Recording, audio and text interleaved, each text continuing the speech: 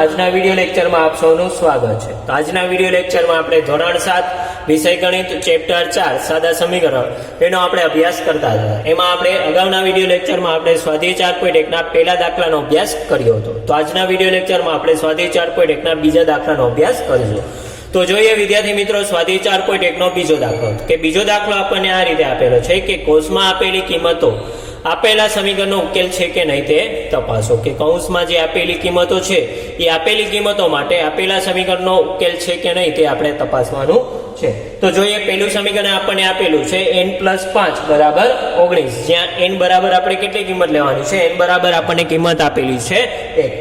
તો જોઈએ વિદ્યાર્થી મિત્રો એનો ઉકેલ છે કે નહીં તે આપણે જોઈએ કે n+5 બરાબર 19 અને જ્યાં n બરાબર કેટલા લેવાના છે 1। તો પહેલા તો ડાબી બાજુ બરાબર એટલે કેટલા થશે, તો ડાબી બાજુ બરાબર, તો આ સમીકરણની ડાબી બાજુ થશે n+5 એટલે કે આવશે સમીકરણની ડાબી બાજુ બરાબર n+5।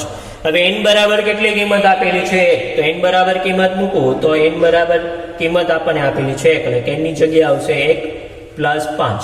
તો 5 ને 1 કેટલા થશે 6, પરંતુ અહીં જમણી બાજુ બરાબર તો આપણને કેટલા આપેલા છે 19 એટલે કે આવશે નોટ ઇક્વલ ટુ 19। કે અહીંયા આપણને જમણી બાજુ બરાબર કેટલા મળે છે 5 ને 1 6, પરંતુ અહીં જમણી બાજુ સમીકરણમાં જમણી બાજુ બરાબર કેટલા છે 19 એટલે કે 6 નોટ ઇક્વલ ટુ 19 એટલે કે જમણી બાજુ સરખી નથી, એટલે કે ડાબી બાજુ નોટ ઇક્વલ ટુ જમણી બાજુ, એટલે કે ડાબી બાજુ નોટ ઇક્વલ ટુ જમણી બાજુ, કે બંને બાજુ સરખી થતી નથી એટલે કે ડાબી બાજુ નોટ ઇક્વલ ટુ જમણી બાજુ। જો ડાબી બાજુ બરાબર જમણી બાજુ થઈ જાય તો સમીકરણનો ઉકેલ છે, પરંતુ અહીં ડાબી બાજુ નોટ ઇક્વલ ટુ જમણી બાજુ થાય છે એટલે કે n બરાબર 1 એ n+5 બરાબર 19 નો ઉકેલ નથી, n+5 બરાબર 19 નો ઉકેલ નથી। કે જો કિંમત મૂકતા આપણને ડાબી બાજુ બરાબર જમણી બાજુ મળી જાય તો સમીકરણનો ઉકેલ છે, અને જો કિંમત મૂકતા ડાબી બાજુ નોટ ઇક્વલ ટુ જમણી બાજુ મળે તો એ સમીકરણનો ઉકેલ નથી। ત્યારબાદ આપણે બીજું સમીકરણ જોઈએ તો બીજું સમીકરણ આપણને આપેલું છે 7n+5 બરાબર 19, જ્યાં n બરાબર કિંમત આપણને આપેલી છે -1। તો જોઈએ આપણે વિદ્યાર્થી મિત્રો ડાબી બાજુ બરાબર, તો અહીં સમીકરણની ડાબી બાજુ એટલે આ થશે 7n+5 એટલે આવશે સમીકરણની ડાબી બાજુ બરાબર 7n+5। તો હવે n ની કિંમત આપણને કેટલી આપેલી છે -2, તો n ની કિંમત આપણે મૂકીએ તો 7, n ની કિંમત આવશે -2 + 5 એટલે કે અહીં આપણે n ની કિંમત મૂકીએ છીએ। હવે 7 2 ને 14 અને પ્લસ માઇનસ માઇનસ એટલે કે આવશે -14 + 5। તો હવે આગળ જોઈએ તો માઇનસ પ્લસ માઇનસ થશે એટલે કે બાદબાકી થશે, તો 14 માંથી 5 બાદ કરીએ તો કેટલા આવશે 9, અને મોટા પદની નિશાની મૂકીએ તો જવાબ શું આપણને મળશે -9, કે માઇનસ પ્લસ માઇનસ 14 માંથી 5 બાદ કરીએ એટલે આવશે 9 અને મોટા પદની નિશાની આવશે -9। તો અહીં આપણને જમણી બાજુ બરાબર -9 મળે છે, પરંતુ અહીં જમણી બાજુ સમીકરણમાં કેટલા આપેલા છે 19 એટલે કે આવશે નોટ ઇક્વલ ટુ 19, એટલે કે ડાબી બાજુ નોટ ઇક્વલ ટુ જમણી બાજુ મળે છે, એટલે કે ડાબી બાજુ નોટ ઇક્વલ ટુ જમણી બાજુ, એટલે કે બંને બાજુ સરખું મળતું નથી, એટલે કે આવશે n બરાબર -2 એ 7n+5 બરાબર 19 નો ઉકેલ નથી। ત્યારબાદ આપણે ત્રીજું સમીકરણ જોઈએ તો ત્રીજું સમીકરણ આપણને આ મુજબ આપેલું છે 7n+5 બરાબર 19, જ્યાં n બરાબર કેટલા કિંમત આપણને આપેલી છે, n બરાબર 2 કિંમત આપેલી। તો જોઈએ આ સમીકરણનો ઉકેલ છે કે નહીં। તો પહેલા તો ડાબી બાજુ બરાબર, તો સમીકરણની ડાબી બાજુ કઈ થશે 7n+5 થશે એટલે કે 7n+5। હવે n ની કિંમત આપણે મૂકીએ તો આવશે 7, n ની જગ્યાએ આવશે 2 + 5, તો 7 2 ને 14 અને 2 પ્લસ એટલે આવશે પ્લસ પ્લસ પ્લસ 14 + 5। હવે 14 + 5 કરશું એટલે કેટલા આવશે 19 આવશે, કે 14 + 5 બરાબર 19। તો અહીં જમણી બાજુ આપણને મળે છે 19 અને સમીકરણમાં પણ આપણને જમણી બાજુ બરાબર કેટલા આપેલા છે 19, તો બરાબર જમણી બાજુ થશે એટલે કે આવશે બરાબર જમણી બાજુ, એટલે કે ડાબી બાજુ બરાબર જમણી બાજુ થશે એટલે કે ડાબી બાજુ બરાબર જમણી બાજુ, કે અહીંયા ડાબી બાજુ બરાબર 19 મળે છે અને જમણી બાજુ બરાબર 19 છે, એટલે કે ડાબી બાજુ બરાબર જમણી બાજુ। એટલે કે n બરાબર 2a 7n પ્લસ 5 બરાબર 19 નો ઉકેલ છે. કે અહીં આપણે n બરાબર 2 કિંમત મૂકીએ તો 7n પ્લસ 5 બરાબર 19 નો ઉકેલ મળે છે. એટલે કે કિંમત મૂકતા આપણને ડાબી બાજુ બરાબર જમણી બાજુ મળે છે. એટલે કે આપેલ કિંમત એ સમીકરણનો ઉકેલ છે. ત્યારબાદ આગળ જોઈએ ચોથું સમીકરણ. તો ચોથું સમીકરણ આપણને આ મુજબ આપેલું છે 4p - 3 બરાબર 13, કે જ્યાં p બરાબર કિંમત આપણને કેટલી આપેલી છે 1. તો પહેલા તો આપણે સમીકરણનો ઉકેલ છે કે નહીં તે માટે શું કરીએ, ડાબી બાજુ. તો ડાબી બાજુ બરાબર, તો ડાબી બાજુ આપણને શું આપેલી છે 4p - 3 આપેલું છે.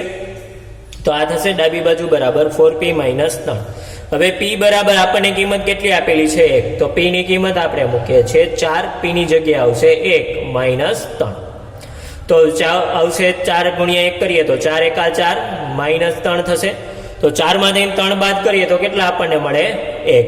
તો અહીં જમણી ડાબી બાજુ બરાબર આપણને 1 મળે છે અને અહીં જમણી બાજુ આપણને આપેલા છે 13. તો બે સરખા નથી, એટલે આવશે નોટ ઇક્વલ ટુ 13. એટલે કે આવશે ડાબી બાજુ નોટ ઇક્વલ ટુ જમણી બાજુ. એટલે કે ડાબી બાજુ અને જમણી બાજુ સરખા નથી. એટલે કે p બરાબર 1 એ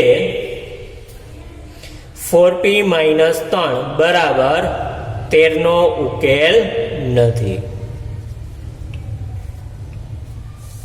કે અહીંયા p બરાબર 1 એ સમીકરણનું સમાધાન કરતું નથી, એટલે કે સમીકરણનો ઉકેલ નથી. એટલે કે p બરાબર 1 એ 4p - 3 બરાબર 13 નો ઉકેલ નથી. ત્યારબાદ આપણે બીજું સમીકરણ જોઈએ. તો બીજું સમીકરણ આપણને શું આપેલું છે 4p - 3 બરાબર 13, કે 4p - 3 બરાબર 13 આપેલું છે. અને જ્યાં p ની કિંમત કેટલી આપેલી છે, p બરાબર આપણને આપેલું છે -4.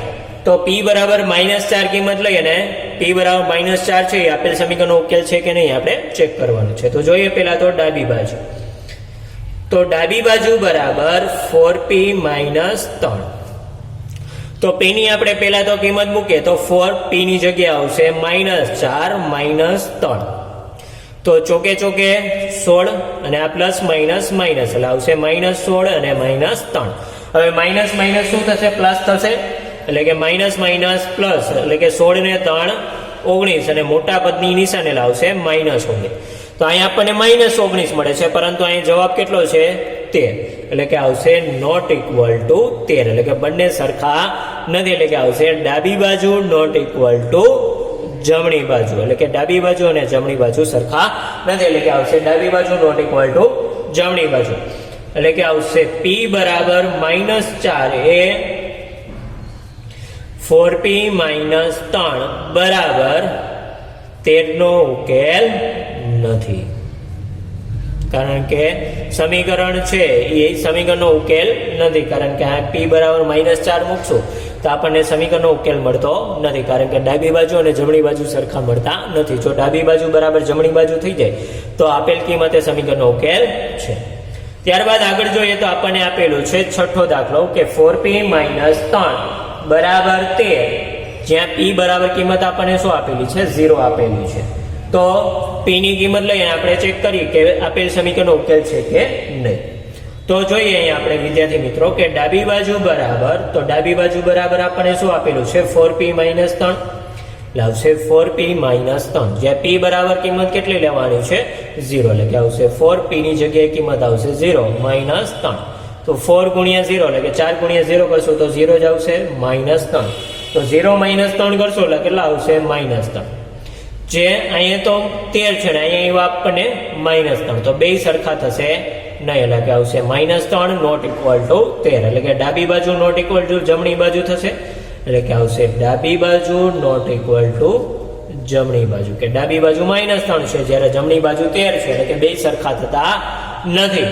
જો બંને સરખા થઈ જાય તો એ સમીકરણનો ઉકેલ છે, અને જો બંને સરખા ન હોય તો એ સમીકરણનો ઉકેલ નથી. કે અહીં ડાબી બાજુ નોટ ઇક્વલ ટુ જમણી બાજુ થઈ છે. એટલે કે ડાબી બાજુ અને જમણી બાજુ સરખા નથી. એટલે કે સમીકરણનો ઉકેલ નથી. જો બંને સરખા થઈ જાય કે ડાબી બાજુ બરાબર જમણી બાજુ થઈ જાય તો તે સમીકરણનો ઉકેલ છે.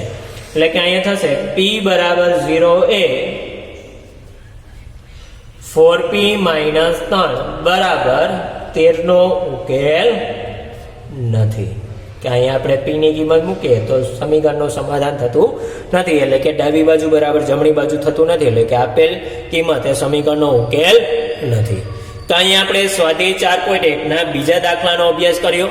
આવતા વિડીયો લેક્ચરમાં આપણે સ્વાધ્યાય 4.1 ના આગળના દાખલાનો અભ્યાસ કરીશું. તો ત્યાં સુધી દરેક વિદ્યાર્થી મિત્રને જય હિન્દ, જય ભારત.